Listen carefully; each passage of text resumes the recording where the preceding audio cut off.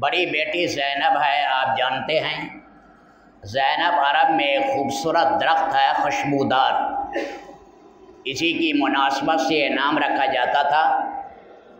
ये जब बड़ी हुई तो इसका निकाह हज़रत खदीजा की साली के बेटे से हुआ, जिसका नाम मिक्सम था। उसे अबुल आस बिन रबी कहते हैं। अल्लाह ने एक बेटा दिया, एक बेटी दी। बेटी यही उमामा है जो बुखारी शरीफ में आया है। अल्लाह के नबी नमाज पढ़ते थे, या आपके साथ खेलती थी, आप पर चढ़ जाती थी। हज़रत फ़ातिमा रज़ी अल्लाह तआला अन्हा कह गई थी कि मेरे 20 साल के बाद निकाह मेरी भांजी से करना। उमामा से किया।